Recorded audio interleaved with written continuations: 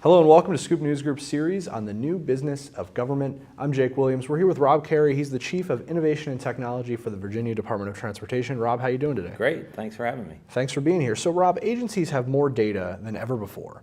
And how easy or hard is it for decision makers to get to and to make sense of that data? Right. Well, you're absolutely right. There is more data every day, and not just in transportation, every field across the globe. And it can be a challenge. So what VDOT has done is really focused our data on the outcomes that we're desiring. We really, while we have a lot of data, we really focus our efforts in digging deep into that data in how we plan our roads, how we build our roads, are we on time, on budget, and making that data completely transparent to the public. We also have a new process that we've implemented called Smart Scale, which is a prioritization process across all modes of transportation that is used to determine which projects score the best, which then is put before our Commonwealth Transportation Board, and they ultimately bring the human factor in deciding which ones get done, but it provides them a very data-driven process that selects $1 billion worth of projects. Now this year we had about $9 billion in requests.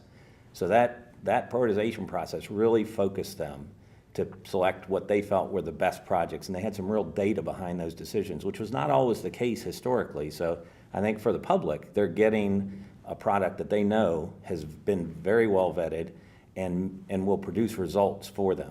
So that's what we use data in all different ways, whether it's our bridge management system and determining which bridges to work on and what treatments to do with them. Our pavement management system, we similarly look at, do we totally reconstruct that pavement? Do we just put a thin overlay on it? We try to minimize the cost, spread that money as far as we can, but provide the optimal life cycle treatment for those pavements. So those are just some examples of how we're using that. And all of those data sets are very transparent to the public, and we make a real point of putting that out there to the public because we feel it's what gets measured gets done, and what people are watching, it really gives us credibility in the public's eyes that we're putting that data out there and saying, this is how we're doing it, this is the results we're achieving.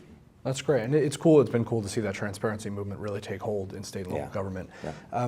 What are some of the challenges that your agency faces in executing, planning, budgeting, and forecasting some of these activities? Well, I would say that clearly, I talked about the fact that the needs can exceed our resources. We had, as I mentioned, with our capital program, we had $9 billion in requests. And those requests did not come from individuals. These were all from local governments, regional planning bodies, our MPOs. They came from, in Virginia, we have planning district commissions. They came from transit agencies. My point with that is these were vetted through a well thought out process. And for take Fairfax County, our largest county. They went through a process with their staff and their elected leaders to vet which projects they wanted to put forward.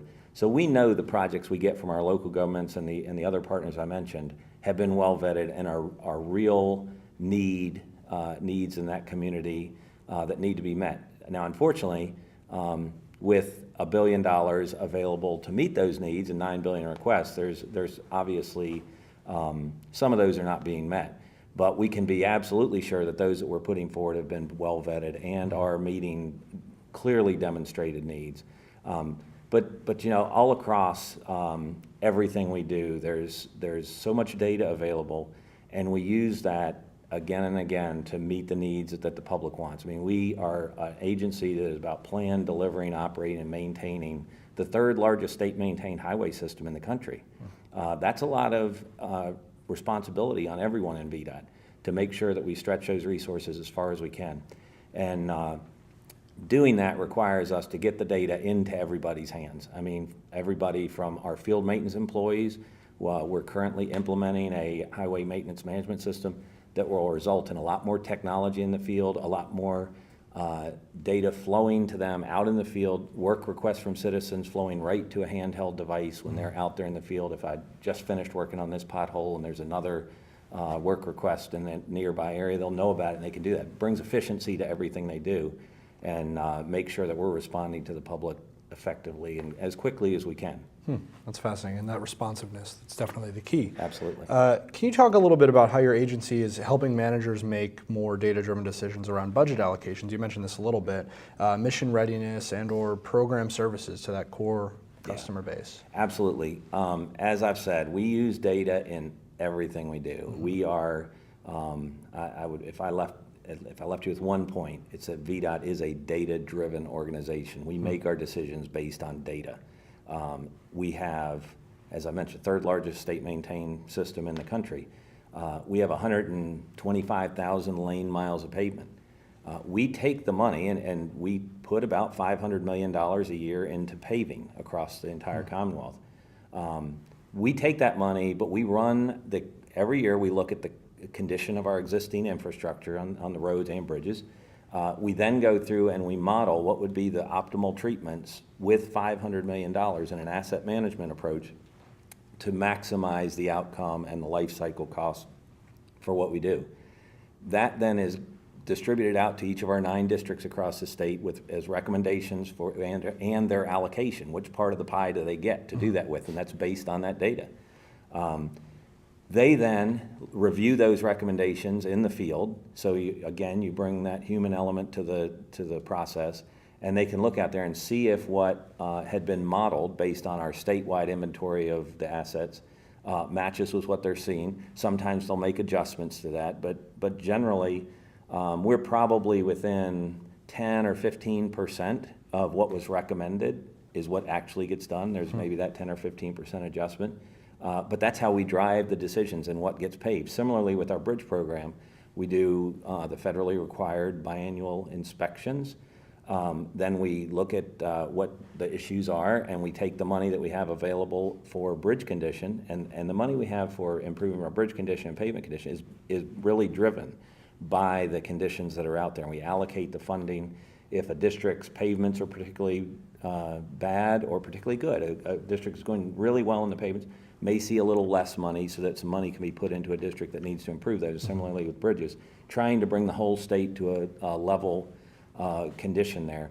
And we drive those decision makings with bridge too, so that we look at that on a life cycle cost. What's the optimal treatment to prolong the life of that asset and minimize the expenditure? Obviously, sometimes a bridge or a pavement get to a point we have to replace it, but we always are striving to maintain what we got. We obviously have a lot of bridges across the state that are, they're not young, they're older, and they take more care and maintenance, but taking a very data-driven, thoughtful approach to how we do it is how we make those decisions. Similarly, I mentioned Smart Scale earlier. Our Smart Scale process is a process, data-driven, multimodal prioritization process that ranks projects across the state. Those projects are ranked on things that matter to people. It's ranked on how they will help congestion. It is ranked on how they will deal with the environment, how they affect the environment, how they affect safety, how they affect economic development, so forth. Each of those are scored identically around the state. Every project falls through that same lens. They're measured and scored.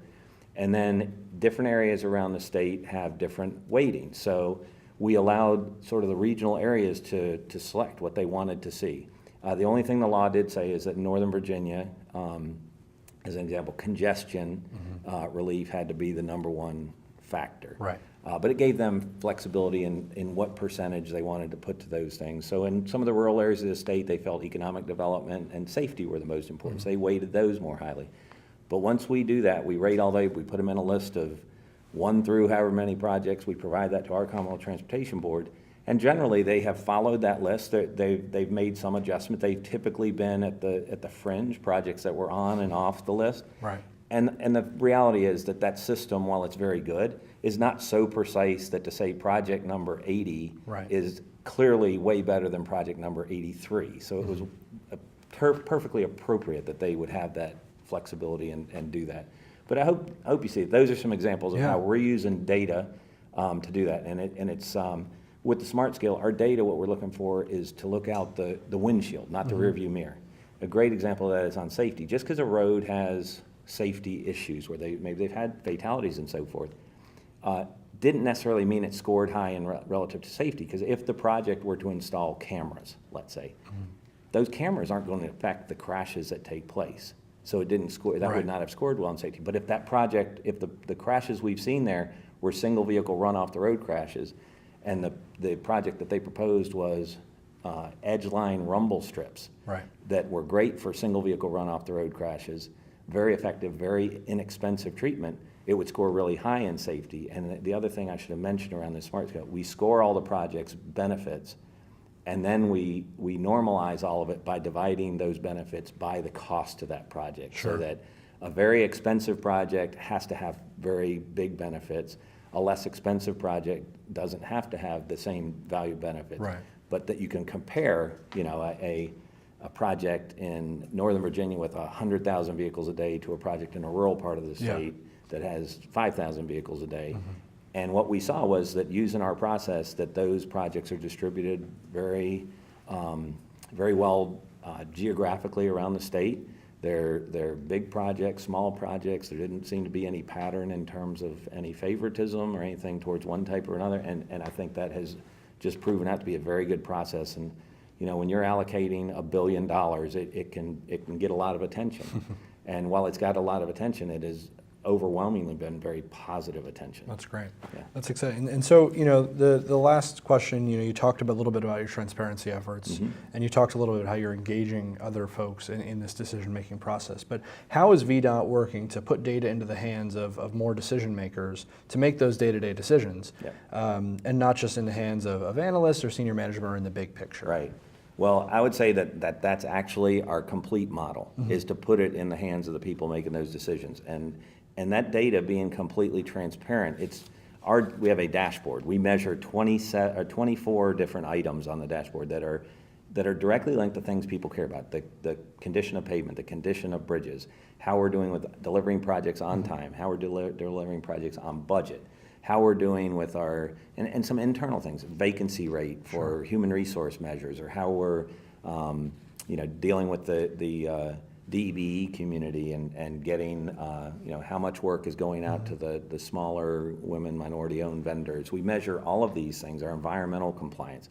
But that's in the hands of every one of our employees. And I think a great example of that is, if you were the project manager on the smallest project in Virginia or the largest project in Virginia, when a citizen goes to the website to look at their project and see what the status is it on time, what's the next milestone, if they have a question, there's a hot link to your name. It's not to the commissioner's name, it's not to my name, there's a hot link directly to that project manager, the person responsible for that project. So that again brings that accountability. They know that the 8.5 million people in Virginia, and whoever outside Virginia might want to look at it, can go there and see what's happening with their project, go directly to that individual to get questions answered. Similarly, I mentioned our highway maintenance management system. We're going to be providing data directly out to the field. Those supervisors out there managing a group of 10 or 12 maintenance workers, they will be connected at all times. And we tie that in with our customer service center, so they know the biggest requests. They can search, they can drill down in their area. What are the top requests? What are outstanding requests that maybe have taken a little longer than they should have, that I can follow up on and make sure we're on top of that stuff. And so we put that data in the hands of the deliverers of our services so that they can do that. And then obviously our managers and senior management follow that and make sure that across the agency we're getting the results we want. If not, we can follow up where we need to. But I think that we have a system right now that's used, literally from the guys out in the field to our commissioner, and it's a consistent system. Everybody's seeing the same data. There's no special system at different levels. Everybody gets that data, and that's what you're held accountable to. That's great. Well, Rob, thanks for being with us. I Absolutely. appreciate all the thoughts. Yeah. I'm Jake Williams for Scoop News Group. We're with Rob Cary. He's the Chief of Innovation and Technology for the State of Virginia's Transportation Department. Thanks for watching.